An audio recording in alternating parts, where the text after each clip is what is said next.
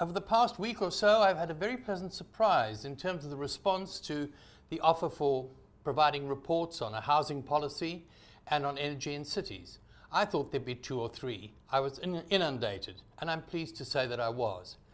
But this week, however, we also started, for those of you who may not have noticed it, on Monday with Africa Day. And it caused me to think of an opening line by an English poet, John Donne: "No man is an island entire unto itself," because once again we had the whole parochial contradiction coming in. Because you see, in this globalized world, no community, trade union, village, town, city, continent is an island unto itself.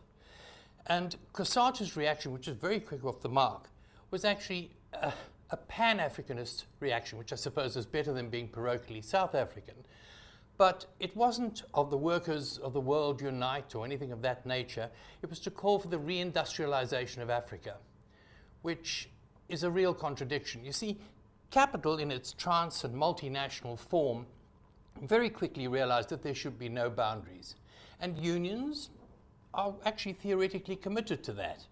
But these trade unions and national capital continue to look at the country, the region, or even just the continent alone in isolation, an island unto itself.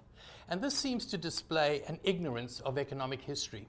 I don't know how many of you are aware that England, which was really the heart and the start of shareholder democracy, actually banned shareholder companies for 105 years from 1720. And the reason they did so was because shareholder companies, they said, were inherently prone to corruption. And that ban, incidentally, was supported by Adam Smith, the father of modern laissez-faire or free market economics. And in 1856, things got even worse because we then got limited liability. And this is a history that I think you and everyone else, all of us, should look into, because here lies some of the roots of our crisis at the moment.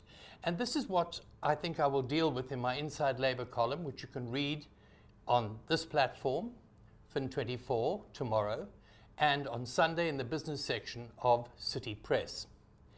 I'm hoping that it'll trigger a lot of debate, a lot of discussion.